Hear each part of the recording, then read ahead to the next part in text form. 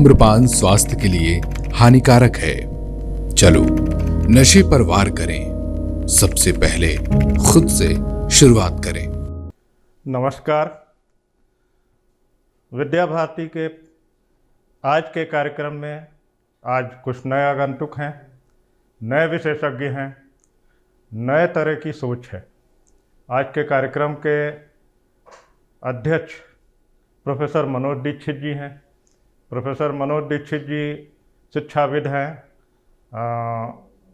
फैजाबाद विश्वविद्यालय के कुलपति रहे, डिपार्टमेंट ऑफ पब्लिक एडमिनिस्ट्रेशन के अध्यक्ष हैं, मुखिया हैं और सामाजिक क्षेत्रों में बहुत ज़बरदस्त काम किया है। वर्ल्ड बैंक के विभिन्न प्रोजेक्ट्स में काम किया और समाज का अच्छा अनुभव है। प्रोफेसर मनोज दीक्षित के दाहिने मिसेस सांत्वना तिवारी हैं, संयुक्त निदेशक हैं माध्यमिक शिक्षा विभाग में और एक्स्ट्रा करिकुलर एक्टिविटीज़ के लिए पूरे प्रदेश की चिंता करती हैं और विभिन्न क्षेत्रों में अपनी खुद की भी असाधारण योग्यता है। गीत, संगीत, स्किल के प्रोग्राम, इन सब में आपका बहुत बड़ा योगदान है। प्रोफेसर मनोज दीक्षित के बाएं डॉक्टर वैभव खन्ना हैं। नमस्कार। फेमस प्लास्टिक सर्जन हैं। स्माइल ट्रेन नाम का जो एक प्रोजेक्ट, जो भारतवर्ष का एक असाधारण प्रोजेक्ट है, जिसमें कटे हुए तालू के बच्चों को ऑपरेट करके निःशुल्क ऑपरेशन होता है इनके यहाँ, उनको जीवन दान देते हैं और उनके जीवन को एक सामान्य बच्चे की तरह से जीने का सुअवसर देते हैं। डॉक्टर वैभव खन्ना अच्छे प्रैक्टिशनर हैं, बहुत सामाजिक रूप से बहुत ही प्रतिष्ठित व्यक्ति हैं। तो आज की परिचर्चा है नशा मुक्त भारत अभियान के अंतर्गत 12वीं तक के बच्चों को हम लोग फोकस कर रहे हैं। 12वीं तक की जो मेन धारा है, छठे में जब बच्चा पहुंचता है तो धीरे धीरे समाज से उसका एक्सपोजर होने लगता है, समाज के विभिन्न वर्ग के लोगों के बीच में उठने बैठने लगता है। माँ बाप की उंगली पकड़ के जो चल रहा होता है बच्चा, उससे थोड़ी सी उंगली छोड़ के अलग जाने लगता है। जैसे जैसे वो फिर 9th में आता है तो 9th में आने के बाद उसके अंदर निर्णय करने की शक्तियाँ आने लगती हैं, तरह तरह के निर्णय करने लगता है। वर्तमान में कहें तो माँ बाप को भी कहने लगता है कि मुझे ये चाहिए, वो चाहिए, मुझे ये अच्छा लगता है, वो अच्छा लगता है, या माँ बाप को भी कहने लगता है कि आप हमारी पसंद नहीं जानते हो, आपको आइडिया नहीं है। और 11वें 12वें तक आते आते बच्चे को अगर पूरा सामंजस्य न बैठा दें तो वो बहकने भी लगता है। तो आज की चर्चा में प्रोफेसर मनोज दीक्षित जी से पहले हमारा अनुरोध है कि कृपया ये मार्गदर्शन करें कि छठे से 12वें तक के जो बच्चे होते हैं उनको कैसे नशा मिल पाता है, कैसे वो नशे की तरफ झुक जाते हैं और क्यों उनका झुकाव बढ़ता है, क्या मनोविज्ञान हो जाता है अचानक, इस पे हम लोगों को बताने की कृपा करें। धन्यवाद सौरभ जी। एक विशिष्ट जो विचित्र सी समस्या से जो इस देश में अब काफ़ी बड़ी स्तर पर पाई जा रही है, वो नशा और नशे से प्रभावित होने वाले युवाओं की संख्या में हो रही उत्तरोत्तर वृद्धि, और अब ये कह सकता हूँ कि अभूतपूर्व वृद्धि जो हो रही है, उसके कारणों का संज्ञान लेना अत्यंत आवश्यक है। क्योंकि सही कारण का संज्ञान लेने से ही सही निदान संभव हो सकता है, और ये निदान केवल कोई दवा नहीं है जिसे हम दे दें और तत्काल ये समस्या का निदान हो जाए। कई सारे कारण हैं जिनकी गहराई में जाकर हमें चिंतन करना होगा, जिससे कि हम सही डायग्नोसिस तक पहुंच सकें। हम जानते हैं कि 6 से कक्षा 12 के बीच के जो बच्चे हैं, जिन्हें हम सेकेंडरी सिस्टम के बच्चे कहते हैं, ये बच्चों की संख्या इस देश में अब लगभग 30 से 40 करोड़ के आसपास है। इनको शिक्षा दिलाने के बने हुए संस्थान, उनकी संख्या भी लाखों में है। हम ये जानते हैं कि इन बच्चों में स्वभावतः नशा करने की प्रवृत्ति नहीं जगी होगी, कितने यंग होते हैं ये, लेकिन यह प्रवृत्ति जन्मती है ऐसे कारणों से जो समाज में व्याप्त हैं। और जो सबसे बड़ा जो कारण समझ में आता है, कि मेरी दृष्टि में अब तक कारण समझ में आता है, कि नशे की शुरुआत तो पीयर प्रेशर से ही है।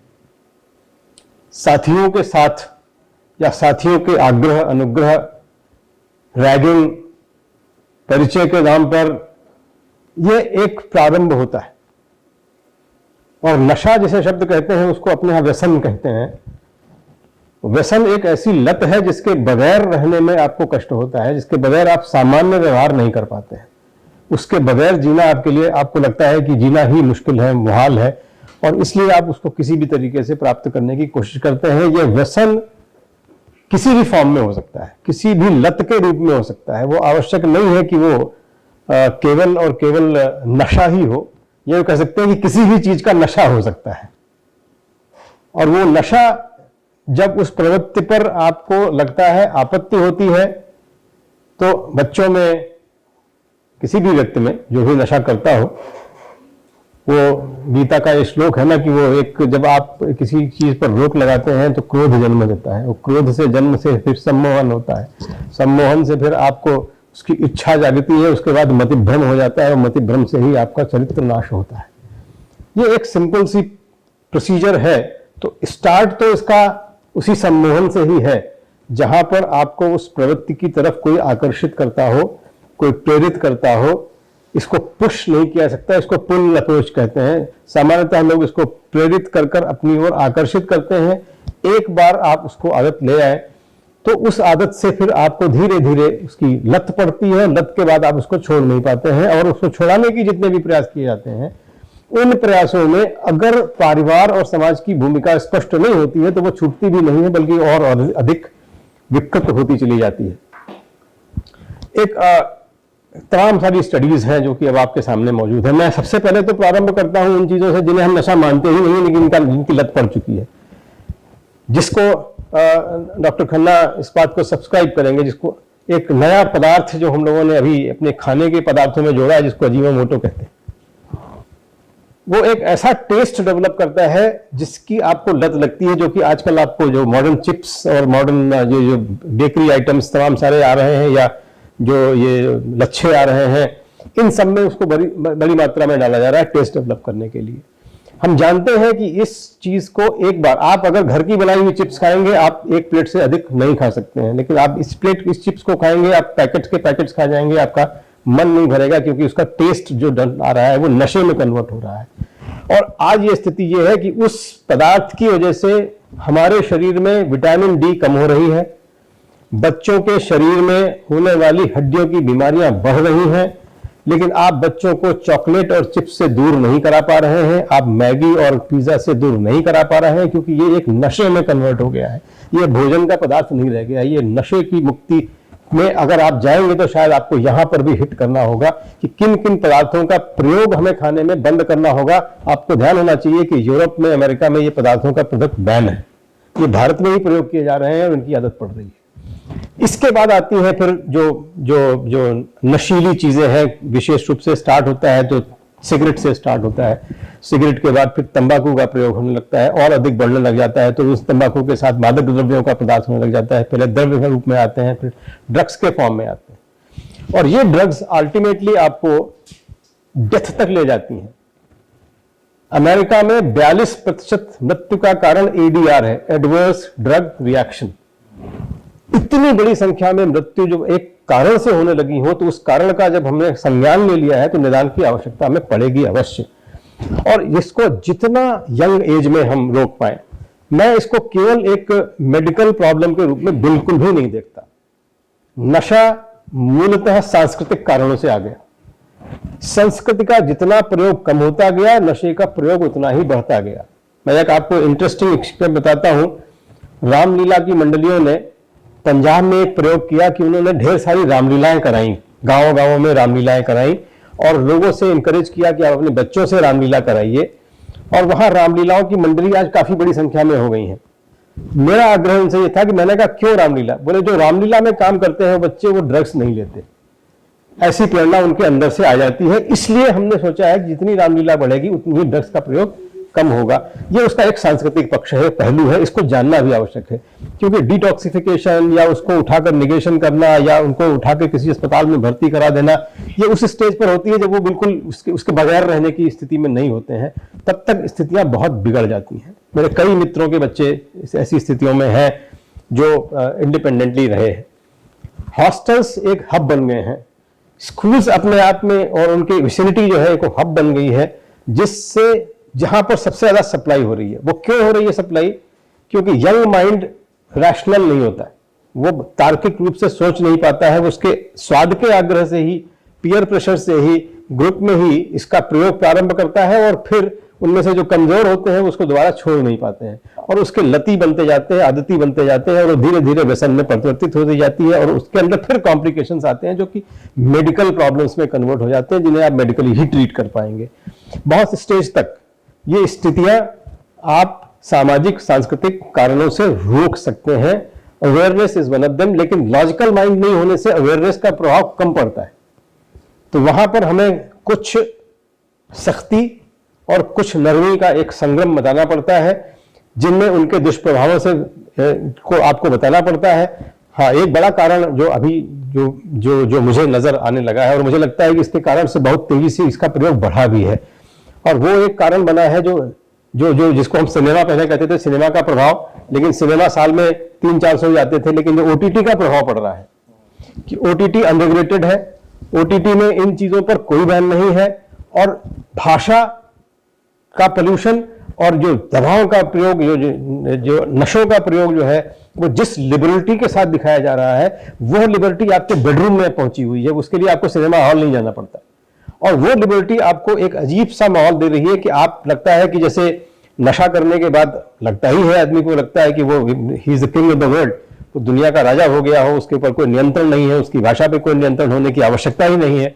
ऐसी चीजें अब जब आपके ड्राइंग रूम में, आपके बेडरूम में लिबर्टी के साथ दिखाई जा रही है, अनरेगुलेटेड है, अनसेंसर्ड है, तो वो और अधिक प्रभाव पैदा कर रही है। एक कारण और बताकर मैं अपनी बात को आगे दूसरे पक्ष में करूंगा, वो कोरोना का कारण भी रहा है। उसने बहुत बड़ी संख्या में लोगों को डिप्रेशन में डाला है। डिप्रेशन जो रियल डिप्रेशन है, जॉब्स गए हैं, बिजनेस गए हैं और घरों में कन्फाइंड होकर आप रह गए हैं। इन तीनों कारणों से दवाओं का किंचित प्रयोग बढ़ा है, डिप्रेशन के मरीज बढ़े हैं और उन एंटी डिप्रेशन के बाद उससे निकल के दोबारा नॉर्मल जिंदगी जी पाने में कुछ लोग जो असफल होते हैं वे नशा के शिकार हो जाते हैं। वे कारण भाई बन जाते हैं। बच्चों को तो जो चीज अवेलेबल हो जाती है उसका वो प्रयोग करके देख लेते हैं, लेकिन जब वो देखते हैं कि वो सुलभ हो रही है, हर जगह अवेलेबल है, आसानी से अवेलेबल है और उसके सकारात्मक पहलू वो देखते हैं ओटीटी प्लेटफॉर्म पर, फिल्मों में और सीरियल्स में जब देखते हैं, तो उन्हें लगता है कि ये हमको एक इलेटेड फीलिंग देता है, एक अपवर्ड फीलिंग देता है और वी फील कि हम कुछ भी कर सकते हैं, कुछ भी रोक सकते हैं। उसको रोकने का प्रभाव से बच्चों में क्रोध का उत्पन्न हो रहा है और क्रोध को रोकने में असफल हो जाने वाले परिवार इसका ज्यादा शिकार हो रहे हैं। धन्यवाद प्रोफेसर मनोज दीक्षित जी। निश्चित रूप से ओटीटी प्लेटफॉर्म ने स्थिति को बहुत बिगाड़ा, जहाँ पे हीरो वही है जो बहुत अच्छे अच्छे नशे कर रहा है, तरह तरह से पार्टियां कर रहा है नशे वाली।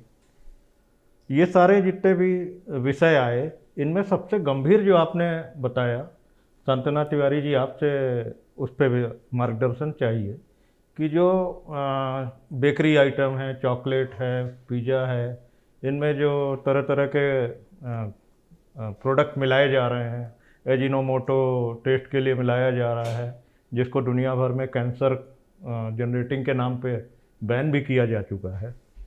एक ये विषय कि ये तो माँ बाप ही दे रहे हैं, माँ बाप ही खिलाते हैं छठे से 12वें के बच्चों को। दूसरा, हम लोगों ने बहुत लंबे समय तक इसके लिए संघर्ष किया, अभी भी सफल नहीं है कि जहाँ पे भी स्कूल हो वहाँ कम से कम 100 मीटर के एरिया में किसी भी तरह का कोई भी नशा, शराब की दुकान, पान की दुकान, मसालों की दुकान, ये सब ना हो। वो शिक्षा विभाग कैसे इसमें एक्शन ले सकता है, कैसे उसे रोके, जिससे कम से कम पहुंच से दूर करें, इस पर थोड़ा सा मार्गदर्शन करें। धन्यवाद सौरभ जी। ये आपने जो विषय आज रखा है ये बहुत ही समाज के लिए बहुत ही चिंता का विषय है ये। आजकल समाज में जो अध्ययनरत बच्चे हैं, विशेषतः जो कक्षा 12 तक के बच्चे हैं, उनमें नशे की इस तरीके की बढ़ती हुई प्रवृत्ति को रोकना या किसी भी माध्यम से उनको इससे दूर करना, ये समाज के प्रत्येक व्यक्ति का दायित्व है कि हम उससे बच्चे को दूर ले जाएं। मुख्यतः जो बात आपने चर्चा की है, उसके पीछे एक पृष्ठभूमि मैं देना चाहूँगी कि जो कक्षा 12 तक के बच्चे पढ़ रहे हैं, विशेष रूप से वो बच्चे 3 स्टेजेस को फेस कर रहे हैं। पहले वो अपनी परिवार को, जिसमें कि उनके माता पिता, भाई बहन और बंधु हैं, और दूसरे स्टेज में वो स्कूल को कर रहे हैं, जिसमें कि प्रधानाचार्य है, शिक्षक है, उसके अन्य सहपाठी हैं, और तीसरा फेज़ है समाज है। तो हम इसको स्टार्ट, जो आपने बेकरी और सारी जो फूड प्रोडक्ट्स हैं उनकी अगर बात की है, तो उसको जोड़ते हुए हम ये लेना चाहेंगे कि परिवार ही वो एक ऐसी संस्था या परिवार ही एक ऐसा स्थल है जो कि बच्चों में संस्कार दे सकता है। और अगर किसी भी बच्चे में हम बचपन से उसको बहुत संस्कारित कर दिए हैं या हमने उसके अंदर बहुत नैतिक और बहुत अच्छे संस्कार डाल दिए हैं, तो कतई जहाँ तक मेरा विश्वास है 100% कोई भी बच्चा इन सब चीज़ों को कभी भी हाथ नहीं लगाएगा। तो ये हमारा पहला प्लेटफॉर्म है कि हम अपने घर में, अपने परिवार में बच्चों के अंदर अच्छे संस्कारों को दें। उसका बहुत बड़ा कारण ये है कि आज परिवार में माता पिता बहुत व्यस्त हैं और परिवार एकल हो रहे हैं, संयुक्त परिवार नहीं है। किसी भी परिवार के मेंबर के पास बच्चों से बात करने का टाइम नहीं है, उनके पास इतना भी समय नहीं है कि बच्चों को वो शेयर, बच्चे आके स्कूल की चीज़ों को करें।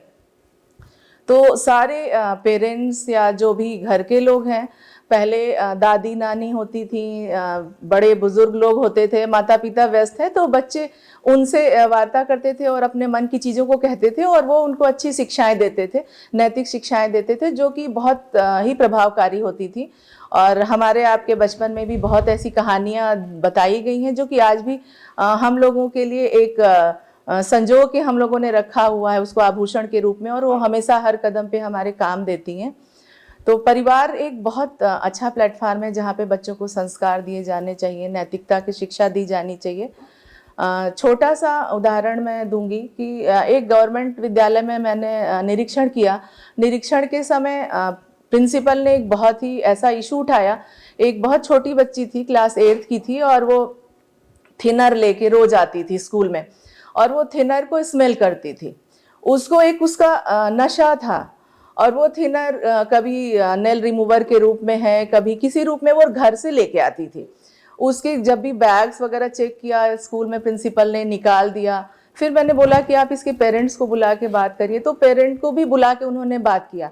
लेकिन अब पेरेंट के साथ जो स्थिति है कि उन्होंने उसको प्रोवाइड कराया किसी भी माध्यम से, और वो उसको स्वीकार करने को भी नहीं तैयार है कि नहीं, इसका नशा नहीं है, आप लोग इसको गलत बोल रहे हैं, मेरी बच्ची नशा नहीं करती है।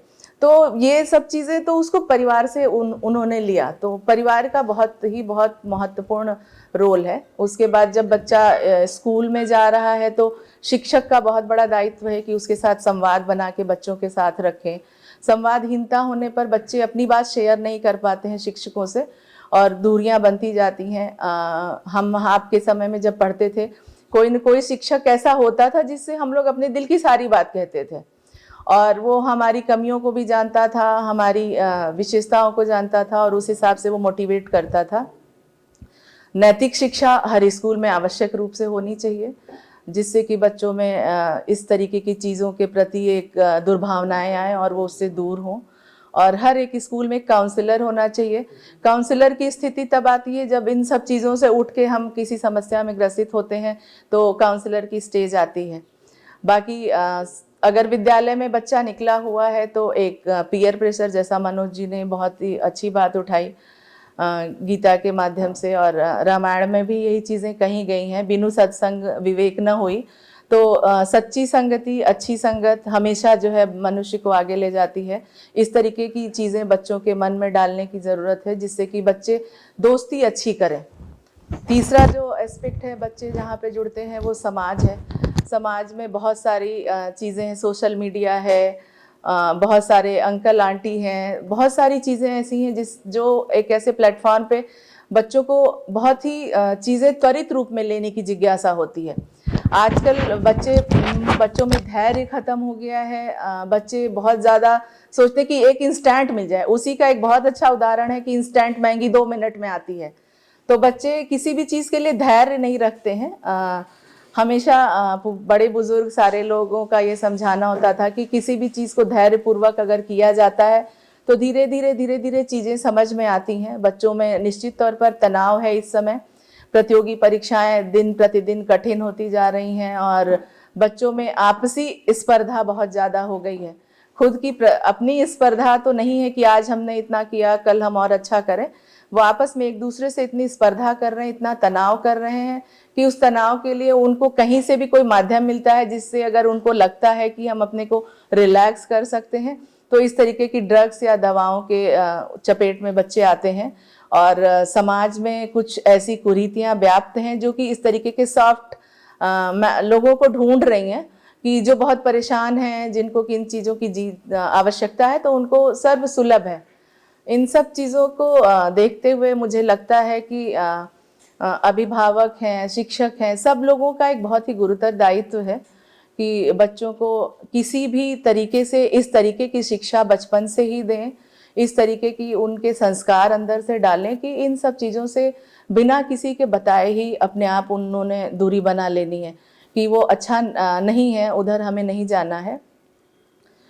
एक स्कूल दूसरे स्कूल का मैं एक उदाहरण देती हूँ कि मैं एक विद्यालय में विजिट करने गई तो एक टीचर स्टाफ रूम में रो रही थी। तो फिर प्रिंसिपल से पूछा मैंने कि भाई क्या हो गई बात।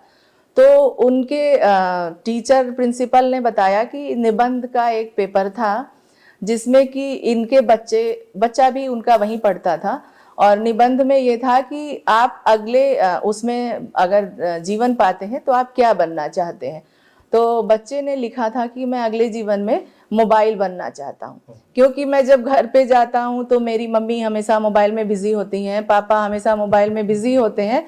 तो वो चीज़ चूँकि खुद उनके बच्चे ने लिखी थी तो उनकी आंखों में बहुत आंसू था और बहुत वो इमोशनली परेशान थी। तो हम लोगों को भी था कि आप बीइंग अ पेरेंट आप बच्चे को जितना ज़्यादा से ज़्यादा समय दे सकते हैं ज़रूर दीजिए। आप अगर वर्किंग हैं, बाहर हैं, तब भी कुछ ना कुछ समय निकालिए, बच्चों की चीज़ों को सुनिए, इसलिए कि उसके पास बहुत सारी चीज़ें होती हैं आपको बताने के लिए।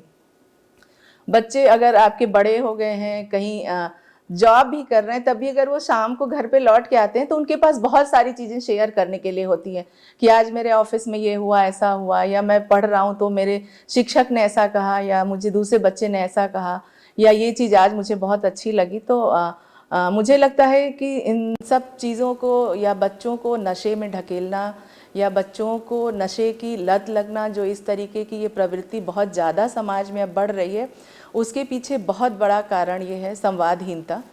अभिभावक के साथ बच्चों की संवादहीनता, शिक्षक के साथ संवादहीनता, और समाज में बहुत सारी ऐसी कुरीतियाँ हैं जो कि बच्चे एक सॉफ्ट टारगेट होते हैं और बहुत आसानी से ले लेते हैं। इन सब चीज़ों से बच्चों को निकालने के लिए हम सबकी पुरानी पद्धति है, योग के माध्यम से बच्चों को निकाला जा सकता है। बच्चों को कभी दिन भर में ऐसा जब भी हो कि हाँ परेशान है, उनको ये कहा जाए कि थोड़ी देर बैठ के तुम मेडिटेशन कर लो। किसी भी बच्चे को अगर ये सिखाया जाता है तो निश्चित तौर पर बच्चे तनाव से बाहर आएंगे और इस तरीके की नशे की चीज़ों से दूर होंगे, ऐसा मेरा मानना है। बहुत धन्यवाद शांतना तिवारी जी। निश्चित रूप से संवादहीनता इसका बहुत बड़ा कारण है। आपस में संवाद, खाने के समय एक साथ भोजन करना, भोजन के साथ कुछ अच्छे विषयों पर चर्चा करना, शायद ऐसा हो तो निश्चित रूप से बच्चे डिप्रेशन में नहीं जाएंगे, स्ट्रेस में नहीं होंगे। जब स्ट्रेस में नहीं होंगे तो कोई माध्यम नहीं ढूंढेंगे नशे का। डॉक्टर वैभव खन्ना जी, आप तो उस वर्ग के हैं कि आपके सामने तो फिर ऐसे लोग आते होंगे जो जीवन मृत्यु का संघर्ष करने लगते हैं। बड़े बड़े शहरों में बड़े बड़े रिहेबिलिटेशन सेंटर खुल गए हैं और उससे नशा छुड़ाने की कोशिश की जाती है। आप क्या कहना चाहेंगे इस पूरे विषय में कि कैसे इसको रोका जाए? धन्यवाद सौरभ जी। विषय बहुत अच्छा और बहुत भविष्य का विषय है। ये बच्चे देखिए तो 6 to 8 एक फेज होता है, 9th to 12th एक फेज होता है, एंड उसके बाद ज्वाइन करते हैं प्रोफेशनल इंस्टीट्यूशन ज्वाइन करते हैं या दे गो फॉर ग्रेजुएशन। ये जो बच्चा 6 क्लास का आया है उसे कुछ नहीं मालूम है, बिल्कुल माइंड है, सिर्फ जो मालूम है मोबाइल मालूम है, उस पर खेल रहा है, वो कर रहा है। सबसे पहला नशा उस बच्चे का होता है मोबाइल का और लैपटॉप का। ये इतना खराब नशा है, और सिर्फ उसका नहीं है, उसकी फैमिली का नशा भी है, माँ बाप का नशा भी है। और जैसे बताया मैडम तिवारी जी ने कि दादी या नानी है नहीं, उसे खाने बनाने वाला कोई नहीं है, तो क्या करेगा वो जोमेटो पे खाना मंगाएगा। और सर ने बताया ऋषि साहब ने कि वो अजीनोमोटो वाला खाएगा। मेरा अपना बेटा, उसको एस्मेटिक है और उसे कुरकुरे बहुत शौक है, तो हम लोग बना करते हैं तब जाके 15 में एक कुरकुरा खाता है, लेकिन खाता है। वो रात के 2 बजे मंगाता है क्योंकि 2 बजे उसे कुरकुरा अवेलेबल है, जोमेटो पे अवेलेबल है। हुआ क्या है कि ये बच्चे जब बाहर निकल रहे हैं और सामने देख रहे हैं कि हमारे साथी बच्चे जो हैं वो 8th के बाद सिगरेट पी रहे हैं, छल्ले बना रहे हैं। हमारे टाइम में छल्ले बनते थे, हम लोगों ने देखा है। फिर उन्होंने देखा कि वो कोई बच्चे जा रहे हैं जो बियर पी रहे हैं, तो अगर उनके साथी पी रहे हैं तो आपने कोई काउंसलिंग नहीं करी है तो क्या होगा, अल्टीमेटली वो पिएंगे। और हमने सोचा कि बंद करते दुकानें, तो बंद इज नॉट ए सोल्यूशन। चाहे आप जितना भी फोर्स कर लें बच्चे का, वो लॉन्ग टर्म सोल्यूशन नहीं है। जिस चीज को बंद करेंगे और मन में जिज्ञासा बढ़ेगी, जैसे सर ने कहा, अपने यहां करिए कि क्यों बंद किया गया हमको, तो एक ही बस्ती है काउंसलिंग एंड फैमिली का बच्चों के लिए प्यार। हमारे ग्रैंडफादर थे, वो हमारे बेटे को ले जाते थे दिलाने के लिए, स्कूल छोड़ने जाते थे, कभी हम गए, तो जो दादा और दादी एंड नानी का नाना का प्यार था वो अब कम होता जा रहा है। ये बच्चों पे साइकोलॉजिकल बहुत बड़ा इंपैक्ट है। ये बच्चे अलग, उनको अलोन हैं, स्कूल से आए तो माँ बाप है नहीं, शाम को माँ बाप आए थके हुए आए, बाबू खन्ना साहब आए, सब ऑपरेशन करके आए, रात 12 बजे आए, हम भी अवेलेबल नहीं है। तो चलो हमारी तो मैडम ने अपने को कन्फाइन किया और बच्चों को संभालने के लिए अपने टाइम दिया। हर जगह ऐसा अवेलेबिलिटी नहीं है और माँ बाप दोनों परेशान है कि स्टिल फ्राइडे उनका टाइम नहीं है, शनिवार और इतवार को टाइम है तो खाना ऑनलाइन आएगा, जोमेटो पे आएगा, बाहर खाएंगे। तो अब हुआ कि आपने बच्चों को क्या दिया, ना टाइम दिया ना प्यार वाला खाना दिया, तो बच्चा क्या करे, क्या अल्टीमेटली वो अपने आप में दुनिया में पड़ा हुआ है, वो दिन भर लैपटॉप में और कंप्यूटर में पड़ा हुआ है और वही उसके दोस्त हैं उनके संग कर रहा है, तो वो अपने आप कुछ ना कुछ नशा करेगा, चाहे वो चिप्स का नशा हो, चाहे खाने का नशा हो, और या फिर और व्यसन हो जो मार्केट में अवेलेबल है। फिर बच्चा 9th में गया तो उसने बेटे ने, साथी ने कहा कि मैं जा रहा हूँ, हमारे दोस्त हैं वो पब जा रहे हैं, बगल में पब खुला हुआ है तो जा रहा है, तो आप कैसे कहेंगे कि तुम ना जाओ। अगर आपने कोशिश करी, रोकने करी, तो वो होगा, वलन करेगा कि मैं क्यों ना जाऊं। तो एक ही बस्ती है काउंसलिंग, इसीलिए माँ बाप से बड़ा कोई काउंसलर नहीं है। हम लोगों ने, डॉक्टर्स ने एज ए अपने यहाँ काउंसलर रखे हैं, वो 1 दिन करेंगे, 2 दिन करेंगे। अगर आपको रोकना है, prevention is better than cure जब हम लोग कहते हैं, तो आप पहले तो उसकी काउंसलिंग घर में करिए और टाइम देना पड़ेगा, देयर इज नो शॉर्टकट। आपको अपने बच्चे के साथ टाइम दीजिए, बच्चे की प्रॉब्लम सुनिए और उसको अपने लेवल पे सॉल्व करने की कोशिश कीजिए। उसके बाद स्कूल से आते हैं, मैडम तिवारी जी ने कहा स्कूल्स हैं, कॉलेजेस हैं। प्रॉब्लम क्या आती है, देखिए मैं आपको बता रहा हूं, जो एडिक्शन होता है हमने तो लोगों को देखा है, तड़फते हुए देखा है और उसकी हालत देखी है। एक अल्कोहल जो होता है, बच्चा स्टार्ट करता है बियर से करता है, वो बढ़ती है, नंबर बढ़ता है, फिर अल्कोहल पे आता है। और एक बात देखिए, जब तक आप पी रहे हैं अल्कोहल को कोई बात नहीं, लेकिन जिस दिन अल्कोहल आप पीती है तो कोई लिमिट नहीं होती, और उसके बाद सवेरे शुरू होती है तो उसके बाद पूरी फैमिली परेशान हो जाती है, फैमिली गरीब हो जाती है, सब पैसा लुट जाता है, खून चढ़ाते जाते, और अल्टीमेटली उसका लिवर फेलियर हो जाता है और कोई इलाज नहीं है, देयर इज नो ट्रीटमेंट। अगर हम लिवर ट्रांसप्लांट करा भी दें तो दोबारा फिर वो पिएगा और फिर लिवर खराब हो जाएगा। तो फिर अल्टीमेटली चारा क्या है, प्रिवेंशन। और उसके लिए किसी बस्ती है कि आपका प्यार, आपका टाइम। बच्चे को देखिए, आपको बताना है कि चीजें अवेलेबल हैं और रहेंगी। इन चीजों को आज के समाज में हम अलग नहीं कर सकते। 24 आवर्स ये खुल रहा है, अब तो सुना हमने कि 24 आवर्स शॉप खुलने जा रही हैं। तो हम, ये मार्केट प्रेशर है, सामाजिक प्रेशर है और इंडस्ट्री का प्रेशर है और वर्ल्ड प्रेशर है, तो इससे आप अपने को अलग नहीं कर पाएंगे। किसी ने कहा है कि अगर किसी कंट्री को खराब करना है तो उसकी यंग जनरेशन में वो आदत डाल दो नशे की, 30 साल में कंट्री अपने आप खराब हो जाएगी, जो कि हो रहा है। आपने देखा, ये भी अपने आप का एक इनडायरेक्ट टेररिज्म हुआ कि आपने बॉर्डर स्टेट्स को किया, उनको इन्वॉल्व किया, वहां की यंग जनरेशन को खराब किया, और अब हम लोग से लड़ने की कोशिश कर रहे हैं कि हाउ टू कंट्रोल इट। तो आपको उन बच्चों को स्कूल्स में माँ बाप को काउंसलिंग कराइए और उन बच्चों को बाहर निकलने की कोशिश कीजिए। देखिए, हम हर बच्चे से अपील करते हैं कि बेटा आउटडोर खेलो, तुम अपनी बॉडी से नशा करो, अपनी फिटनेस से नशा करो, अपने आउटडोर गेम से नशा करो, जिम करो। लेकिन जिम जो है वो कॉस्मेटिक एक्सरसाइज है। मैं आपको बता रहा हूं as a plastic surgeon, as doctor, कि gym is not fitness work. Gym सिर्फ इतना है कि कोई चीज आपकी कमजोर है, उसको आपने जिम से कहा के इंप्रूव कर लिया। आज जिम के अंदर बच्चे चाह रहे हैं 3 महीने के अंदर बॉडी फिट कर लें, तो ड्रग्स ले रहे हैं। वो 20-20 हजार रुपए के ड्रग्स मिल रही हैं उनको, और उनको प्रोटीन्स मिल रहे हैं के नाम पे सब फ्रॉड हो रहा है, और उन लोग इंजेक्शन लगवा रहे हैं कि मेरी मसल्स बन जाए। ये हालत चल रही है आज की हालत में। मैं जानता हूं, मैंने उन बच्चों को ट्रीट किया है। तो बच्चों को आपको एज ए पेरेंट और साथियों को, उससे होता क्या है, जब आप खेलते हैं तो एक टीम भावना आती है। आपके संग 10 खिलाड़ी होते हैं जो आपस में खेलते हैं, ठीक है, वो चाय पीने भी जाएंगे, कभी बियर भी पिएंगे, लेकिन वो बच्चे जो हैं वो एक पॉजिटिव वे में जा रहे हैं, बिकॉज उनके अंदर एक गोल है कि मुझे अच्छा खेलना है। उनका वही मेडिटेशन है। हम छोटे बच्चे से कहें कि योग करो, शायद ना करे, उसको इंटरेस्ट नहीं आएगा, क्योंकि योग बड़ी बड़ी चीज होती है। लेकिन छोटे बच्चे को हमें मोटिवेट करना है, माँ बाप को, कि don't go for computer game, आप आउटडोर खेलिए, जो इंटरेस्ट हो गेम खेलिए, और वो साल भर खेलिए। जिस बच्चे ने भी अगर अपने को आउटडोर गेम कर लिया है, 99% वो बच्चे अपने आप में ठीक रहेंगे, क्योंकि अदर भाई बच्चे को मालूम है कि मैं एक रेस में जा रहा हूं। और वो ऐसी है, अनएंडिंग रेस है। आज की तारीख में सरबत तो जाते हैं यूनिवर्सिटी में, देख रहे हैं किसी को टॉप करना है, किसी को फर्स्ट क्लास आनी है, और किसी को एक बार में कंपटीशन पास करना है। और अगर हमने नहीं किया तो माँ बाप डांटेंगे या प्रेशर देंगे कि तुम तो बेवकूफ आदमी हो। तो मेरी अपील ये है कि इन बच्चों को आपको अल्टीमेटली वो एनवायरमेंट देना है, क्योंकि हर बच्चा टॉप नहीं करेगा, हर बच्चा जो है एक बार में क्लिक नहीं करेगा। वो हर बच्चे की अपनी कैपेबिलिटीज हैं, आपको उसको निखारना है। क्योंकि एक बार अगर आपने बच्चा चला गया, नेगेटिव साइकिल में चला गया और डिप्रेशन चला गया, क्योंकि ये जो प्रॉब्लम है एडिक्शन की, जो डिबेट बढ़ रही है, जो सेंटर्स खुले हुए हैं, वो आपके बच्चे को ठीक नहीं कर पाएंगे, मेरी गारंटी है। 4 दीवारी के अंदर अगर बच्चे को बंद कर दिया 6 महीना 8 महीना, तो टेम्परेरी रिलीफ होगी, 1 साल बाद फिर रिबाउंस करेगी वो चीज। और इन बच्चों को तो अल्टीमेटली इतनी क्रेविंग होती है कि वो वहां सेंटर में भी जो एम्प्लॉइज होते हैं उनको मिला के उनसे मंगा लेते हैं।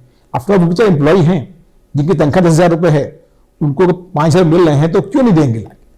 तो फिर अल्टीमेटली चारा क्या बचता है इससे लड़ने का? सर ने कहा स्कूल के आसपास आप बंद, अच्छी बात है, क्योंकि सबसे बड़ी चीज होती है पान की दुकान। लेकिन मुसीबत यह है कि अगर वहां बंद भी कर दिया तो सेकेंड एक और आ जाएगा, ऑप्शन आ जाएगा, वहां मिलने लगेगा। तो मिलेगा तो है, ये चीज आ गई है तो मिलेगी। और डिफरेंट नाम से इतने अच्छे नाम होते हैं उनके, चीज अवेलेबल हैं और हर पार्टी में अवेलेबल हैं। अब तो यह हाल हो गई है कि माँ बाप भी जा रहे हैं, उस पार्टी में जा रहे हैं। हर शादी में से पहले कॉकटेल पार्टी होती है, वो तो पार्ट ऑफ कल्चर हो गई है हमारी। तो हम खुद ही तो कह रहे हैं कि ये सेलिब्रेशन का पॉइंट है। कॉकटेल जो है वो हर शुभ कार्य का सेलिब्रेशन का पॉइंट है। एक तरफ आप कथा कर रहे हैं, पूजा कर रहे हैं, और शायद माँ बाप बच्चों को जहां जहां इबादत होती है, मंदिर में, मस्जिद में, वहां नहीं ले जा रहे हैं। पहले में याद है हम छोटे थे, माँ बाप ले जाते थे, मंदिर गए या जहां गए पूजा करी। अब क्या हो गया, खत्म होता जा रहा है। ना माँ बाप को टाइम है ना बच्चा जाएगा। ये चीजें वो होती हैं जो आपको पॉजिटिव एटीट्यूड देती हैं लाइफ में जीने का। आप अपने आप इन चीजों से दूर होते हैं, हम वो धीरे धीरे उससे कट ऑफ हो रहे हैं। इसलिए मेरी हमेशा ये कोशिश रहती है हर जगह से। देखिए, मैं खुद भी स्माइल ट्रेन के उससे मैं डिफरेंट प्रोग्राम करता हूँ, गेम के प्रोग्राम, आउटडोर गेम के। मैं खुद टेनिस प्रमोट करता हूँ, क्योंकि टेनिस ऐसा गेम है जो 24 आवर्स और ऑल 1 ईयर आप खेल सकते हैं, and it's a best fitness game, क्योंकि आउटडोर गेम है ये। तो ऐसे ही कोई भी गेम खेलो आप, लेकिन अपने बच्चों को ये प्रमोट करो कि हमें आउटडोर गेम खेलना है। और बच्चों से मेरी ये अपील है कि आप अगर चाहते हैं लाइफ में, क्योंकि इससे जो गेम पकड़ते हैं आप, कहीं भी जाएंगे आप, अगर आप प्रोफेशनल करियर में जा रहे हैं तो आपको बड़ा फायदा होगा। हर यूनिवर्सिटी की टीम होती है, जब वहां जाते हैं तो दीक्षित जी हमसे बात करेंगे, इत्तेफाक करेंगे, आप एक एक्स्ट्रा नंबर ले लेते हैं। मैं KGMC में था तो हम लोग गए थे, तो मेरे जो लोग आए हुए थे जो एक्स्ट्रा करिकुलर में एक्सपर्ट थे, कोई गेम में, कोई म्यूजिक में, कोई गिटार में, तो उन लोगों को एक्स्ट्रा एडवांटेज थी। प्रोफेसर लोग उनको नाम जानते थे, तो हमें बड़ा होता था डिप्रेशन की, जो हमको नहीं जानते हैं, लेकिन वो हमारे अंदर हैंडीकैप था जो हमने नेक्स्ट जनरेशन में नहीं किया, बच्चों में सिखाया। तो मेरी हमेशा ये हर बच्चे से अपील है कि आप कोई गेम छोड़िए नहीं, जो गेम हो वो आपके दिन है। 12th तक अगर आप गेम खेलते रहेंगे, अपने स्कूल के स्पोर्ट्स में देंगे, एक्स्ट्रा करिकुलर में ध्यान देंगे, तो पढ़ाई में भी आप नंबर 1 रहेंगे। और अगर ये कर लिया आपने तो ऑटोमेटिक, क्योंकि होता क्या है, जब आप धूप में खेलते हैं तो बॉडी के अंदर एंटीबॉडीज बनती हैं, ऐसे हार्मोन बनते हैं, वो ऑटोमेटिक आपके ब्रेन को इतना स्टिमुलेट करते हैं कि आपकी इन चीजों से अपने आप आदत कम हो जाती है। आपको कब पड़ती है आदत? जब आप एज ए स्पोर्ट्स में हिट हो जाते हैं। जहां आप स्पोर्ट्स में हिट हुए तब आपको लोग घेर लेते हैं, वो आपको गलत रास्ते में ले जाते हैं और कुछ लोग चले जाते हैं। अदरवाइज अगर आप एक्टिव स्पोर्ट्समैन हैं तो अपने आप को हमेशा आप रखेंगे, फिट रखेंगे और रेस में आप हमेशा आगे रहेंगे।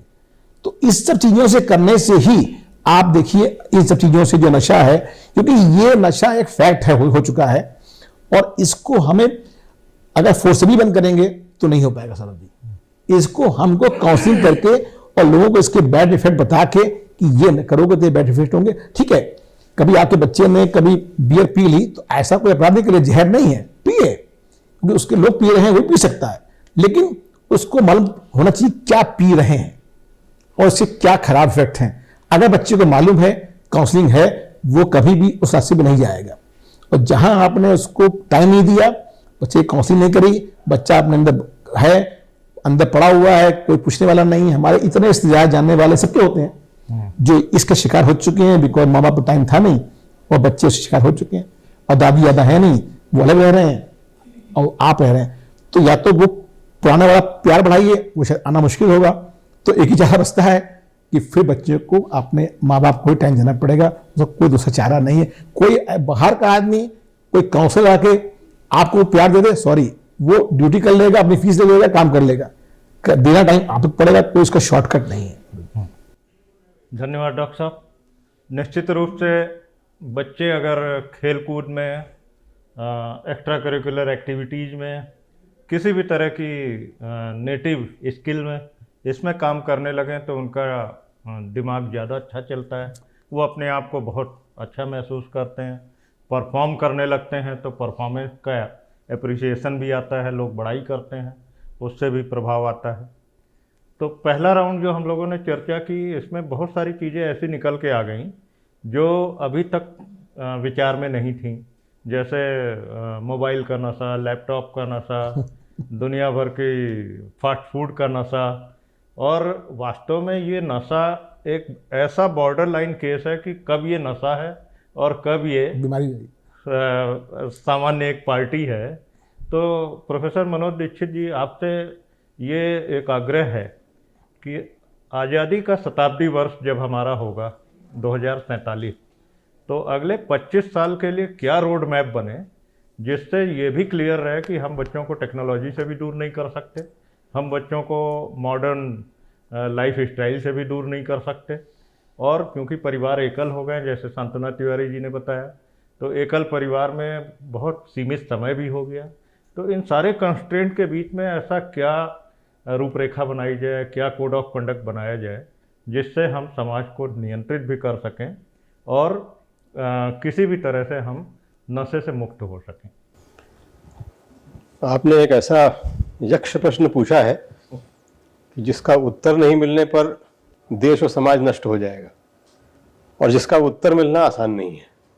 उसके लिए बहुत सारे फंडामेंटल करेक्शंस की बात में, क्योंकि आपने समय दिया है मुझे इसका कि मतलब शताब्दी वर्ष तक लगभग हमारे पास समय है, तो इस समय के लिए हमें बहुत सारे चीज़ों में अपने आप को रीएडजस्टमेंट करना होगा।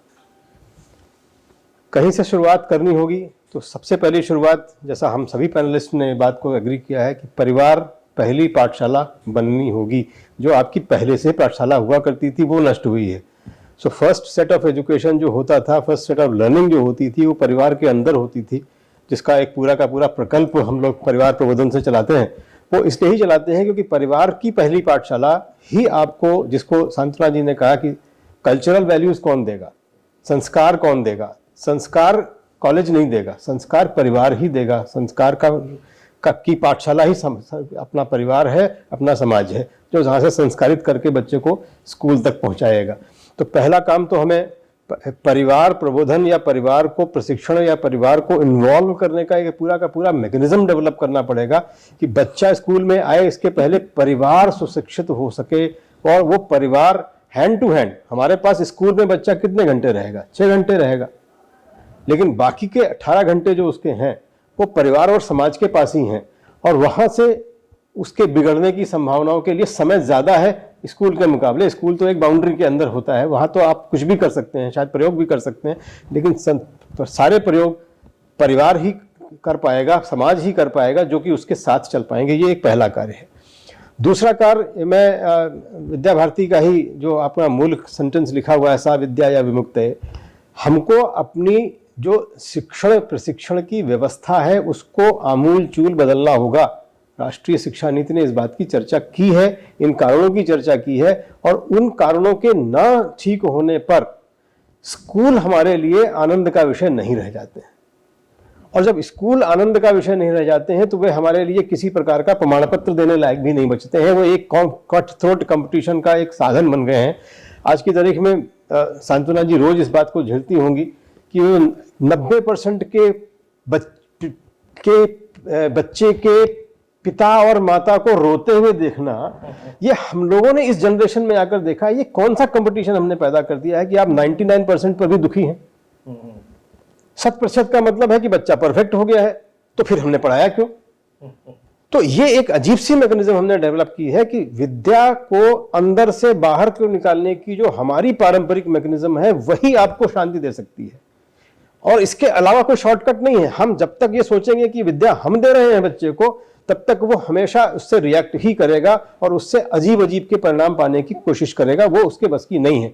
99% के बच्चे या 100% के बच्चे भी वही सामान्य बच्चे ही होते हैं जो कि 60% से 65% के बच्चे होते हैं। कभी कभी मुझे लगता है कि 60% पढ़े बच्चे ज़्यादा स्किलफुल होते हैं, ज़्यादा उनके पास स्कोप होता है इंप्रूवमेंट के लिए, वो सीख सकते हैं, वो सीखना चाहते भी हैं, वे अन्य कामों में समय बिता रहे होते हैं। हम और आप मैं अपने को विशेष रूप से बहुत ही भाग्यशाली मानता हूं कि गांव के स्कूल में भी पढ़ने को मिला और आधी से ज्यादा शिक्षा सरकारी स्कूलों में हुई। इन स्कूलों में कोई प्रेशर नहीं होता था हमारे ऊपर। हम खेलते भी थे, हम नाटक भी करते थे, हम गायन भी कर रहे होते थे, हम लेखन भी कर रहे होते, हम पढ़ भी रहे होते थे, और सभी चीजों को आनंद ले रहे होते थे, क्योंकि सारे टीचर हमको पूरे के पूरे कॉम्प्रहेंसिव ग्रोथ की बात करते थे। वो किसी से किसी का कंपटीशन नहीं था, सबको पास होना है। और सब हम लोग के टीचर बहुत कहा करते थे कि देखो पास हो जाओ, अच्छे से हो जाओ, जीवन में ये दोबारा क्वालिफिकेशन तुम्हारे किसी काम की है नहीं। क्वालिफिकेशन तो तुम्हें अर्न करनी होगी, आगे जाकर करनी होगी, उस दिशा में चलते रहो, लेकिन स्कोप ऑफ इंप्रूवमेंट हमेशा बनाए रखना। वो स्कोप हमने खत्म कर दिया है। हम एक ऐसी विशेष व्यवस्था में पल गए हैं कि जहां सक्सेस का पैमाना ही पैसा है। अब सक्सेस का पैमाना यदि पैसा होगा तो पैसे कमाने की विधियां होंगी। अब आप जानते हैं, हम लोग तो भारतीय हैं, हम जानते हैं कि लक्ष्मी जी अपनी बुराइयों के बगैर तो कभी नहीं आती। तो पैसा आएगा तो उसकी समस्याएं आएंगी, और आ रही हैं। और हम एक अजीब से अच्छा, दूसरा क्या हुआ है, हमारे स्कूलों की जो चरित्र निर्माण की भूमिका थी वो कम होती जा रही है, क्योंकि हम पूरी तरह से सिलेबस ओरिएंटेड हैं। हम उसके कैरेक्टर बिल्डिंग की तरफ ओरिएंटेशन ही हमारा खत्म हो गया है। हमारी पारंपरिक व्यवस्था में आचार्य कौन था? आचार्य वो था जिसके आचरण को देख कर बच्चा सीख जाता था। पढ़ना तो स्वाध्याय से ही था, पढ़ना तो आदमी को स्वयं ही है। रिटेन वही होगा जो उसने खुद पढ़ा होगा, बाकी हमने जो पढ़ाया होगा वो रिटेनमेंट नहीं होता है। वो 15-20% से ऊपर रिटेंशन नहीं होता है। डॉक्टर साहब इस बात को जानते हैं, साइकोलॉजिकली भी ये बात प्रूवन है। तो हम उसको खुद के स्वाध्याय की प्रवृत्ति खत्म कर रहे हैं। आचार्य की जो दुर्दशा है वो तो सब देख ही रहे हैं समाज में। और उन चीजों से जब बच्चा निकल के आता है तो वो कोई दिशा निर्देश लेकर नहीं आता है, बल्कि दिग्भ्रमित होकर आता है कि वो क्या करे। इंटरमीडिएट पास बच्चा तो ये भी जानता नहीं कि वो जाएगा कहाँ। वो हर प्रकार के कंपटीशन में जाएगा। किस चीज में? साइंस से पढ़ने वाले बच्चे हमारे यहाँ बीए कर रहे हैं, इसका मतलब कंफ्यूज थे। और उस व्यवस्था में भी उनके 90% हैं, परसेंटेज में कोई कमी नहीं है, लेकिन कंफ्यूजन पूरा है कि हम साइंस पढ़ें या हम कुछ और पढ़ते, हमारी प्रसन्नता का विषय क्या है। मैं आपको एक छोटा सा किस्सा इसलिए बताऊंगा क्योंकि वो मेरे साथ लाइव हिस्से होते रहे हैं भाग्य से। मेरे एक बहुत अच्छे अजीज मित्र थे, वे अपने भतीजे और भतीजी को लेकर आए और निर्देशात्मक रूप में बोला, क्योंकि मैं उसमें प्रवेश देख रहा था विश्वविद्यालय का, वो निर्देश दिया उन्होंने मुझे, बोले इस बच्ची का जो है वो बायो में एडमिशन करा दो, लड़के का बीएससी में करा दो मैथ्स वाले में, इसको डॉक्टर बनना है, इसको इंजीनियर बनना है। तो मैंने उसी मजाक में मैंने कहा कि मैंने मार्कशीट मुझे दिखाओ, ये निर्णय मुझे करना है, तुम्हें नहीं करना है। तुमने बच्चे मुझे सौंप दिए, इसके बाद अगर तुम्हारी कोई इच्छा बची है तो फिर पढ़ाने नहीं आए हो। मैंने दोनों के मार्क्स देखे, मैंने कहा इसके मैथ्स में नंबर कम है जिसे तुम मैथ्स पढ़ाना चाहते हो, और इसके तो बायो में नंबर ही नहीं आए जिसको तुम बायोलॉजी पढ़ाना चाहते हो, तो क्यों इनको नष्ट कर रहे हो बच्चों को। एक दिन नहीं 3 दिन 4 दिन तक मैं उनके पेरेंट्स की काउंसलिंग करता रहा कि मैं इन बच्चों का भविष्य क्यों खराब कर रहे हो। ये बच्चा साहित्य, इसके हिंदी में नंबर इतने अच्छे आए हैं सरकारी स्कूल में, हम इमेजिन नहीं कर सकते। इस बच्ची के ड्राइंग में नंबर इतने आए हैं जितने मैं इमेजिन नहीं कर सकता। मैंने कहा प्रवेश में करा दूंगा, इस बच्ची का प्रवेश फाइन आर्ट्स में कराऊंगा, इस बच्चे का प्रवेश बीए में कराऊंगा विद लैंग्वेज, हिंदी में पढ़ाऊंगा, और इतना भरोसा रख सको ये दोनों अपना अपना। तो फिर नौकरी कैसे मिलेगी। मैंने कहा जीवन यापन शब्द का इस्तेमाल करो, नौकरी का नहीं। जीवन यापन करने की क्षमता इसके अंदर विकसित हो जाएगी तो ये हिंदी से भी कर लेगा, और नौकरी करने की क्षमता के लिए इंजीनियर बनाओगे तो हो सकता है क्रेडिट कार्ड बनाकर समाप्त हो जाए, इसका फ्रस्ट्रेशन कभी जिंदगी में समाप्त नहीं होगा। ईश्वर का वरदान था, कुछ मेरी वाणी में कुछ सरस्वती थी, दोनों बच्चों ने मेरी बात मानकर वेच लिया। वो बच्ची फाइन आर्ट्स में गोल्ड मेडलिस्ट निकली, ये बच्चा हिंदी में गोल्ड मेडलिस्ट निकला, और आज दोनों की दोनों सक्सेसफुल लोग हैं। सक्सेस की पैमाने में संतुष्ट हैं इसलिए सक्सेसफुल हैं, एक अच्छे पेरेंट्स बन पाए हैं इसलिए समाज को अच्छा योगदान दे पा रहे हैं। तो हमें इसकी प्रोसीजर को बहुत गहराई तक देखना होगा। हम इंडिविजुअल को स्ट्राइक कर रहे हैं, इसलिए इंडिविजुअल को जब तक हम स्ट्राइक करते रहेंगे तो फिर हम यूरोपियन मॉडल ही तो फॉलो कर रहे हैं, फिर हम अमेरिकन मॉडल ही तो फॉलो कर रहे हैं, तो फिर हम उस मॉडल को फॉलो कर रहे हैं तो उसके परिणामों के लिए तैयार रहिए। अमेरिका से ज्यादा ड्रग्स कोई खा नहीं रहा है, अमेरिका से ज्यादा इंडिविजुअल कोई है नहीं, फैमिली वहां नष्ट हो चुकी है। एक बहुत अच्छी बेस्ट सेलर बुक अमेरिका में छपी है, मैं चाहता हूं सब लोग पढ़ें। उसमें लिखा हुआ है, उसका टाइटल है फादरलेस अमेरिका। 42% बच्चे ये नहीं जानते उनका बायोलॉजिकल फादर है कौन। ऐसे लोग समाज को क्या कंट्रीब्यूट कर रहे होंगे, समाज उनको क्या कंट्रीब्यूट कर रहा होगा, इसको सहज रूप से आप समझ सकते हैं। हम एक सामाजिक परिवेश से उभरने वाले देश रहे हैं। सांस्कृतिक विरासत हमारे अहंकार की वस्तु मानी जा सकती है। मैं शब्द हालांकि नेगेटिव इस्तेमाल कर रहा हूं, लेकिन हम इसके ऊपर गर्व कर सकते हैं कि हमारे पास एक बहुत बड़ी सामाजिक संरचना है जिसका प्रतिपादन हमने किया, जिसको हमने समझा, सूक्ष्म से स्थूल रूप तक समझा। उस समाज को छोड़कर हम किसी और मॉडल की यदि कॉपी कर रहे हैं तो अगले 25 वर्षों में करेक्शन करने का इससे अच्छा कोई मैकेनिज्म नहीं हो सकता है कि जब स्वर्णकाल हमारा ये खत्म हो, अमृतकाल समाप्त हो, तो हम एक भारत देश को भारत की विधा से पुनः प्रतिष्ठित कर सकने वाली व्यवस्था के रूप में विकसित हो सके। तब ही हम अपनी इस पूरी जनरेशन को समझ पाएंगे। ये जनरेशन इसलिए फ्रस्ट्रेट नहीं हो रही है कि इसको कुछ मिल नहीं रहा है, ये जनरेशन इसलिए फ्रस्ट्रेट हो रही है कि दिशा कौन सी पकड़नी है ये तो समझ में आवे। और इस पढ़ाई से जो जिसको हम आउटसाइड इन कह रहे हैं, हम सोचते हैं कि हमें बच्चे को पढ़ाना है।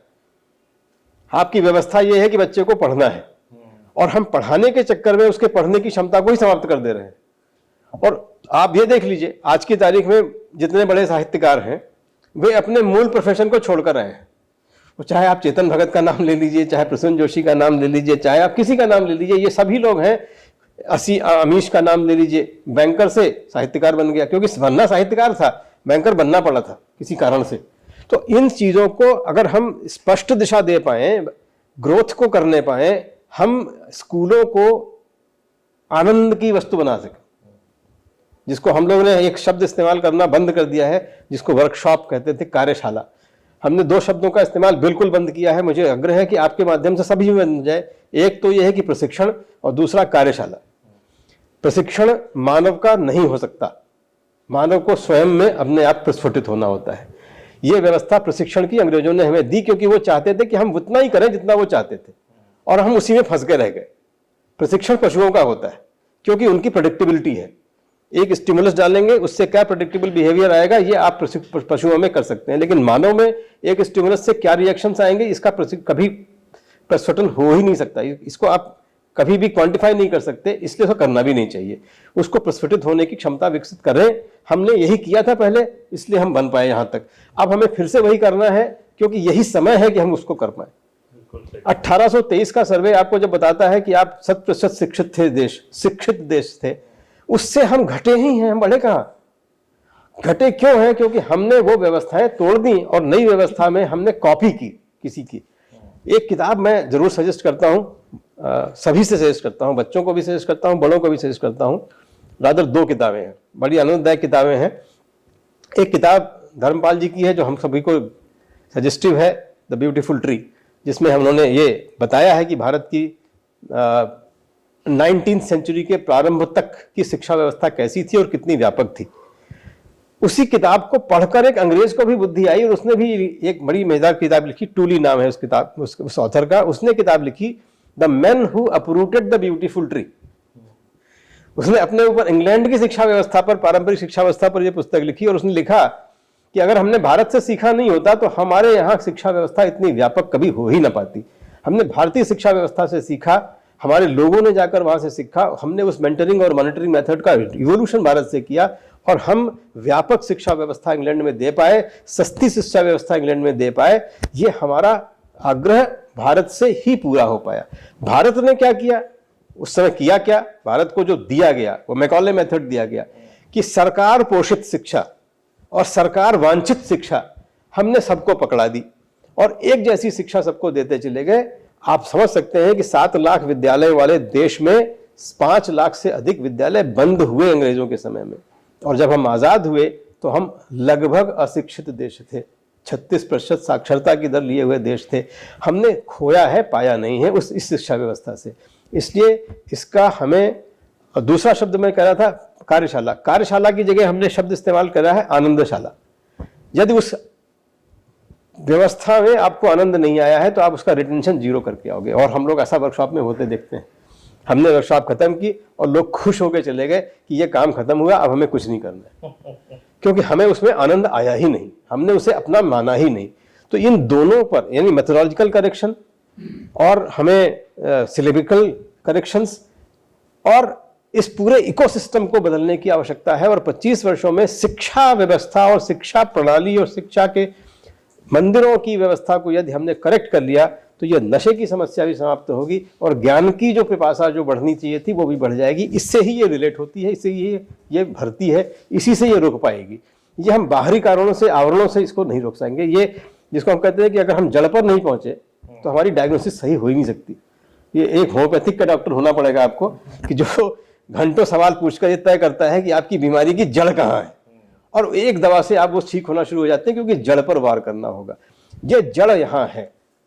हम एक विचित्र सी व्यवस्था में फंसे हुए हैं। एक तो आप इकोनॉमिक सिस्टम में चले गए हैं, पूरी तरह से इकोनॉमी की बात चल रही है, तो जाहिर है कि हम पैसे की जब बात कर रहे हैं तो बाकी चीजें सेकेंडरी हो जाती हैं। पैसा 10 लोगों को सेटिस्फाई करता है और 90 लोगों को डिससेटिस्फाई करता है। ये 90 लोग नशे में ही जाएंगे और कहाँ जाएंगे। इसलिए इस व्यवस्था को समझने की, समग्रता से वापस लाने की, भारतीय मूल शिक्षा व्यवस्था को विकसित करने की, उसको समेकित करते हुए समृद्ध करने की जो प्रक्रिया है वो अगले 25 वर्षों में यदि हम स्थापित कर पाए, जिसकी कि एनईपी ने पूरी की पूरी घोषणा कर दी है, हमें उसे क्रियान्वित करने की इच्छा शक्ति विकसित करनी होगी, तब हम कह सकेंगे कि अगले 25 वर्षों में आप नशा मुक्त देश होंगे, स्वस्थ देश होंगे, समृद्ध देश होंगे, शिक्षित देश होंगे। धन्यवाद प्रोफेसर मनोज दीक्षित जी।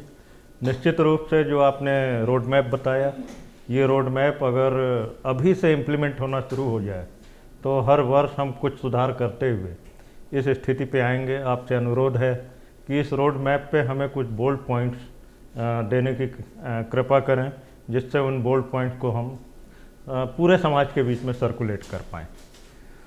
सांत्वना तिवारी जी, प्रोफेसर मनोज दीक्षित ने जो चीज़ बोली वास्तव में बहुत ही गंभीर है। कट ऑफ मेरिट, 99 और 100% स्कोरिंग, उसके आधार पे चयन, इसने प्राकृतिक मेधा को पूरी तरह समाप्त कर दिया। शिक्षा विभाग भी कोई मैपिंग नहीं करता, किसी बच्चे की कोई काउंसलिंग नहीं होती। जैसे प्रोफेसर मनोज दीक्षित ने काउंसलिंग और स्कोरिंग के आधार पे बच्चों को अलग सब्जेक्ट देने की बात करी, तो ये काउंसलिंग अगर बहुत बेसिक लेवल पे होने लगे, कम से कम 8th में आते आते बच्चे की, काउंसलिंग हो जाए, उसका करियर तय हो जाए, हमारे पास किस क्लास के कितने बच्चों की पढ़ाई की रिक्वायरमेंट है, उस हिसाब से हम उन्हें भेजें। हमारे पास किस तरह के व्यवसाय हैं और नौकरी की जो दौड़ है वो भी रुके किसी तरह। तो शिक्षा विभाग इसमें अभिभावकों के लिए कैसे क्या करे, इस पे प्रकाश डालने की कृपा करें। धन्यवाद सौरभ जी, ये प्रश्न बहुत ही प्रासंगिक है आपका।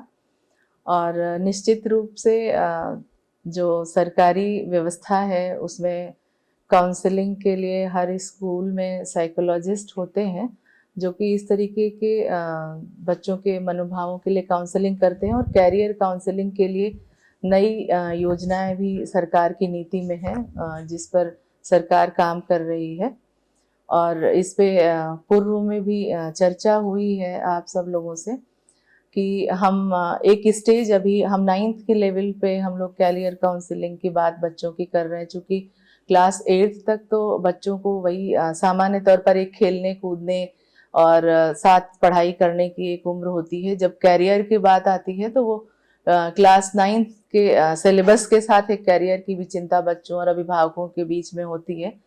तो कक्षा 9 से हमारी जो अभियान, माध्यमिक शिक्षा अभियान और समग्र शिक्षा की योजनाएं हैं, उसमें कैरियर काउंसलिंग की भी योजनाएं हैं सरकार की तरफ से, जिसमें कि हम गवर्नमेंट स्कूल्स के बच्चों के साथ एक सर्वे करके उनको किस तरीके की दिशा चाहिए या किस तरीके का कैरियर उनके लिए बेहतर होगा, वो एक ऑप्शन देते हैं। ये विभाग या स्कूल की तरफ जो ये व्यवस्थाएं हैं वो हैं। और जैसा मनोज जी ने अभी चर्चा करी थी कि कुछ अभिभावक ही होते हैं जो कि बच्चे की अपनी अभिरुचि किस विषय में है या हम उसको किस करियर के लिए एज अ टीचर सजेस्ट कर रहे हैं, उसके बजाय एक उनका भी अपना होता है कि नहीं, हम हमारा बच्चा इसी करियर में जाएगा। हम लोग के पास आए दिन प्रतिदिन ऐसे एडमिशन्स की सिफारिश आती है, जैसी आप बता रहे हैं मनोज जी के पास आई, आपके घर परिवार की थी, आपने काउंसलिंग किया और वो मान गए। पर हम लोग के पास आए दिन आता रहता है कि फलाए स्कूल में हमारे बच्चे को मैथमेटिक्स में एडमिशन नहीं दे रहे हैं, इसलिए कि उसके मैथमेटिक्स में कम है और हम पढ़ाएंगे तो मैथमेटिक्स ही पढ़ाएंगे, तो आप वहाँ पे प्लीज हमारा टीसी दिलवा दीजिए जिससे कि हम किसी दूर दराज के स्कूल में मैथमेटिक्स दिला सके। निश्चित तौर पर अगर बच्चे की अभिरुचि उसमें नहीं है, हम किसी स्कूल से बीइंग अ पेरेंट अगर उसकी टीसी लेके किसी दूसरे स्कूल में जा रहे हैं तो ये बच्चे की इच्छा नहीं है, ये पेरेंट अपनी इच्छा को बच्चे के ऊपर थोप रहे हैं। तो उनकी सफलता असफलता कितनी आगे उनको मिलेगी, वो सब कुछ निर्भर करेगा बच्चे की अभिरुचि के ऊपर। तो विभाग के तौर पर हम लोग हर प्रयास करते हैं कि बच्चे को कैसे काउंसलिंग करी जाए, अभिभावक को कैसे काउंसलिंग करी जाए। पर कुछ क्षेत्र ऐसे होते हैं जहाँ पर कि एक हम लोग की सीमाएं होती हैं, उस सीमा के बाहर हम किसी भी अभिभावक को प्रेस नहीं कर सकते कि नहीं आप फला सब्जेक्ट लेके ही आप बच्चे को पढ़ाइए या अपने बच्चे के लिए आप यही करियर बनाइए। किसी का बच्चा अगर टेक्निकल विंग में बहुत अच्छा है पर उसके घर में बिजनेस है, तो वो आके बोल जाते हैं कि बस मैडम हम तो इतना ही पढ़ाएंगे, इसके आगे हमारे घर बार हैं, घर में कारोबार है, उसको कौन देखेगा। तो एक अगर देश को अच्छा नागरिक या अच्छा टेक्निकल व्यक्ति अगर भविष्य में मिल सकता है, अच्छा वैज्ञानिक मिल सकता है, उसको हम प्रारंभ में ही किसी अभिभावक की अभिरुचि की वजह से रोकते हैं। तो इसमें सामान्य तौर पर यही है कि सबको मिलजुल कर प्रयास करना पड़ेगा जिससे कि हम बच्चे को उसकी अभिरुचि के अनुसार आगे बढ़ा सकें। उसके लिए सबसे अच्छा रास्ता है, अगर गीता की बात करें जिसमें ड्यूटी फॉर ड्यूटी सेक की बात की गई है, तो हर एक व्यक्ति को जो भी दायित्व दिया गया है उसके जीवन में, being a parent, mother father, हमको जो दायित्व दिया गया है या बच्चे का जो दायित्व है या जो टीचर का दायित्व है, अगर हर व्यक्ति अपने क्षेत्र में अपने कर्तव्य पथ पर 100% दे रहा है तो निश्चित तौर पर ये सारी समस्याएं समाप्त हो जाएंगी, ऐसा मुझे लगता है। और जो नई शिक्षा नीति आई है उसमें बच्चों की चारों प्रकार की प्रगति की बात की गई है कि बच्चे चहुदिश प्रगति करें, हर तरीके की एक्टिविटी की भी बात है और उनको लर्निंग बाय डूइंग की भी बात है। तो उसके माध्यम से भी विभाग आगे काम कर रहा है और निश्चित रूप से आगे हम कुछ अच्छा कर पाएंगे इस दिशा में। धन्यवाद शांतना जी। निश्चित रूप से NEP 2020 में ऐसे बहुत से विषय उठाए गए हैं और उनके सर्कुलर्स जारी हो रहे हैं। कोविड पीरियड की वजह से कुछ विलम्ब हुआ, लेकिन उम्मीद है कि आने वाले 2-3 वर्षों में इन सभी क्षेत्रों में सरकार की तरफ से अच्छा प्रयास होगा। डॉक्टर वैभव खन्ना जी, आप समाज के विभिन्न वर्गों में अनेकों कार्य करते रहते हैं। सोशल सेक्टर में आपका बड़ा नाम है। समाज में जो एकल परिवार की बात अभी आई, एकल परिवार होने के बाद और जो आपने भी बोला कि बाबा दादी, नाना नानी, फूफा बुआ, इस तरह के रिश्तों में दूरी हो गई, सब अलग अलग व्यस्तताओं की वजह से दूर होते चले गए। तो एक विडंबना है कि कैसे उस सामूहिकता को फिर से जिया जाए। जैसे जैसे फ्लैट कल्चर डेवलप होता जा रहा है, मनोविज्ञान इतना खराब हो चुका है कि बगल के फ्लैट में कौन रह रहा है, क्या उसकी आवश्यकताएं हैं, इसको भी लोगों ने सोचना छोड़ दिया है। तो आपने जो विषय अभी उठाया, आउटडोर खेलकूद, उसको देखते हुए क्या ऐसा अगले 20-25 साल के लिए व्यवस्था बढ़ाई जाए, ऐसी चीज़ें करी जाएं जिसके माध्यम से ये विकास जो परिवार टूट जाने का है उसमें सामूहिकता फिर से आए।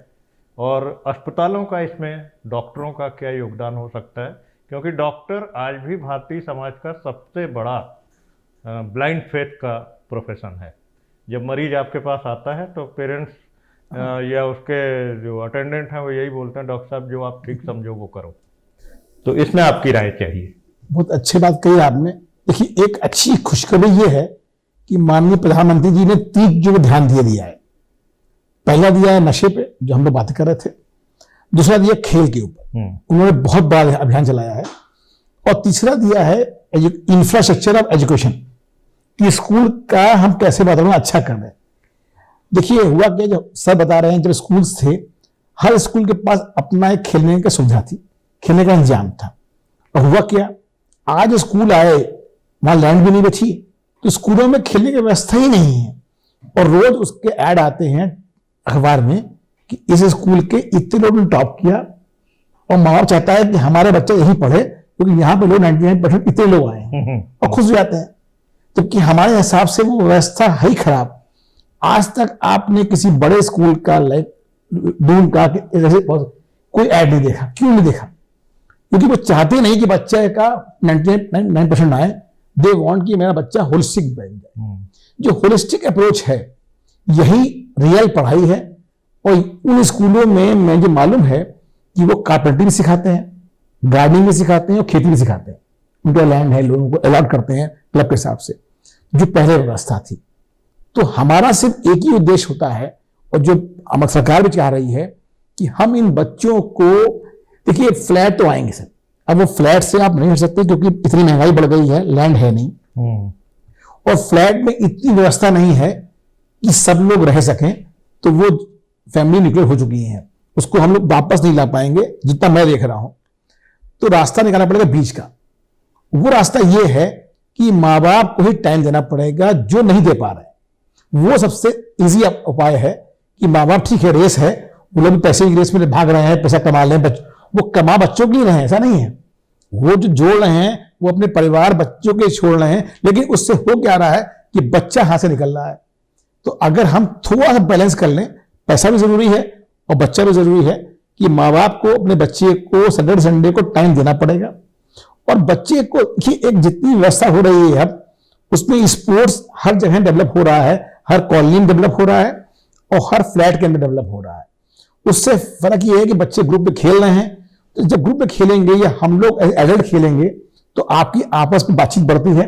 तो जो आपने कहा एक बगल जानता नहीं है, वो खत्म हो जाता है। तो आप एक परिवार बन जाते हैं और बच्चे भी परिवार बन जाते हैं। फिर सैटरडे संडे को पहले होता था कि लोग आ रहे हैं जा रहे हैं, वो धीरे खत्म हो गया था, लोग जाने लगे, होटल जाने लगे। थोड़ा सा ये चीज कम होती अब हो रही है। अब वापस लोगों ने आपस में मिलना शुरू कर दिया है। तो उससे क्या होगा, जब अंकल भी आएंगे, आंटी भी आएंगे, तिवारी जी भी आएंगे, दीक्षित जी भी आएंगे, तो लोगों को मालूम पड़ेगा ये हमारे अंकल हैं और ये हमारे चाचा हैं, ये हमारी मौसी हैं जो आज मिलने आई हैं। तो बच्चों का साइकोलॉजिकल बहुत अच्छा इंपैक्ट पड़ता है। और माँ बाप से भी मेरी हमेशा ये अपील रहती है कि उस रेस में मत जाएं, उस ऐड की रेस में मत जाएं जो ऐड निकलते हैं कि इतने बच्चे हमारे टॉप किए हैं। अपने बच्चे की क्षमता आपको मालूम है, हर माँ बाप को मालूम होता है। मेरे पास बच्चे आते हैं, माँ बाप लेके आते हैं, मैं ये कहता हूं तुमको मालूम है कि तुम्हारे बच्चे की क्या क्षमता है, तुम्हें मालूम है कि क्या शौक है इसका। मेरा अपना छोटा बेटा है, वो उसने ईगो में किया है, लेकिन उसे शौक डायरेक्शन का, फिल्म का आया। उसने हमसे कहा, पहली बार मैंने सुना कि please give me 1 year, I want to explore myself. ये मेरे नया वर्ड था, मैं बता रहा हूं आपसे, क्योंकि मुझे मालूम है एक्सप्लोर क्या होता है भाई, हमारे टाइम पे जब था नहीं एक्सप्लोर। बट मैंने कहा ठीक है, तुम्हें मालूम है, तुम करो। तो अब वो जा रहा 2 महीने के लिए बाहर कोर्स करने जा रहा है, बिफोर पीजी करने गया। हमने कहा अपनी पढ़ाई कर लो साथ में। तो हर माँ बाप को मालूम है कि बच्चे की किस तरफ ज्यादा अभिरुचि है, उसको रोको नहीं। जितनी आपकी सामर्थ्य है, जितनी आपकी क्षमता है, उस हिसाब से उसको डेवलप होने दो। अगर आपने बच्चे को एनवायरमेंट दे दिया, और गवर्नमेंट का पूरा सहयोग चल रहा है, जो देख रहा हूं कि सेंट्रल गवर्नमेंट का, जो सर ने भी कहा, नीति आ रही है, मैडम ने कहा, वो नीति इसलिए आ रही है कि उनको रियलाइज हो गया है कि हमारी जो नीति अब तक थी वो ठीक नहीं है। हमको बच्चे को होलिस्टिक वे में जाना है। उस बच्चे को बोलना आना चाहिए, उस बच्चों के अल्टीमेटली सारा जो भविष्य है आपका, वो आपके प्रेजेंटेशन पे है। कागज में क्या जानते हैं, डिग्री क्या जानते हैं, सॉरी, जिस फील्ड में जाएंगे आप, अल्टीमेटली अगर आप इंजीनियर बनेंगे वहां बोलना पड़ेगा, अगर आप मैनेजमेंट में हैं वहां बोलना पड़ेगा। तो जो बच्चे की स्किल्स हैं, कोग्निटिव स्किल्स हैं, जो डेवलप स्कूल में होती हैं, वो वापस वहां जाना पड़ेगा। उस बच्चे को अपना शौक डेवलप करना पड़ेगा। और साथ में ऐसा नहीं है अपने ग्रुप में जाओ, अपने दोस्तों के संग पार्टी करो, बिल्कुल ठीक है, वो भी उतने जरूरी है। सर ने कहा 60%, मैं पूर्णतः सहमत हूं कि जो लोग फ्रंट बेंच में बैठते हैं टाई आके, वो अक्सर एक फोकस होते हैं बस। और जो लोग बच्चे पीछे बैठते हैं, they have a lateral thinking also. हर बच्चे को, हर इंसान में लिटरल अप्रोच चाहिए। हमारी मेडिकल में भी ये था। कोरोना में मैं बता रहा हूं आपसे, जिन भी डॉक्टर्स ने सिर्फ ट्यूबुलर विजन से काम किया, वो उतना अच्छा परिणाम नहीं दे पाए। और जिन्होंने लेटरल अप्रोच से काम किया, बेसिक रूल्स जो थे मेडिकल के फॉलो किए, वो बेटर परिणाम दे पाए, क्योंकि उन्होंने बेसिक रूल्स फॉलो किए, जो कि आपके पास व्हाट्सएप पे नहीं थे, बोर्डो पे नहीं थे, लेकिन आपके कॉमन सेंस में थे। तो जो बच्चा, और माँ बाप को भी कहना है, मैं अपील कर रहा हूं कि अपने बच्चे को जो उसकी शौक है उसको मारिए नहीं। सर ने कहा कि उन बच्चों ने फाइन आर्ट्स में किया, बिल्कुल ठीक बात है, जो उसका शौक है। मैं ये नहीं कह रहा हूं उसका शौक गलत है तो आपको गाइड ना कीजिए, क्योंकि इंटर तक बच्चा जो होता है उतना मैच्योर नहीं होता, उसको इतना मालूम नहीं होता, कंफ्यूज होता है। मैं तो बता रहा हूं, इंटर के बाद मैं मेडिकल में MBBS में था, तो मेरा मूड हुआ था जाने का मेडिसिन में। 1 महीना पहले दिमाग में आया, नहीं यार मेडिसिन मेरे बस नहीं, मेरे लिए सर्जरी बनी है, और मैंने सर्जरी ज्वाइन करी। मैं आज सोचता हूं अगर मैं मेडिसिन में किया होता तो शायद बहुत खराब काम कर रहा होता। तो कई बार आपको देखिए, हम 5 साल बाद समझ में आया, वी आर कंफ्यूज, क्योंकि आप दोहराए खड़े हुए हैं, और जिंदगी में दोहराए आएंगे। तो ये गलती, बच्चा कंफ्यूज है तो उसकी कोई गलती नहीं है, हर बच्चा कंफ्यूज होता है। इंटर में आप मैच्योर नहीं होते हैं कि कौन सा करियर हमें चुनना है। अब तो इतने करियर हो गए हैं, सैकड़ों करियर हो गए, बच्चे को तो कंफ्यूज होना है। उसी में माँ बाप को हेल्प करनी है, टीचर्स को हेल्प करनी है, काउंसलर को हेल्प करनी है कि व्हाट इज माई डायरेक्शन। और वो एक बार उसको डायरेक्शन मिल गया, मैं तो कहता हूं अगर तुम्हें भाई बनना है तो टॉप क्लास बनो, अगर जो बनना है, जो काम करना है, मैं तो कई बार मजाक करता हूं, अगर तुम्हें गुंडे बनना है टॉप क्लास बनो, सुरक्षा ना बनो। क्योंकि अल्टीमेटली जो टाइम है उसमें आपको जिस फील्ड में इंटरेस्ट है, अगर आप कैमरा भी चला रहे हैं तो बेस्ट कैमरामैन बनिए, तो आपका नाम है। देखिए आईफोन से मूवी बन गई, क्यों बनी? क्योंकि उसने उसको यूज किया। तो अगर आपके अंदर स्किल है तो definitely you can do perform better, और आप एक्सेल कर लोगे। ये कोई स्ट्राइव फॉर एक्सीलेंसी, ये मेरा मूल मंत्र है।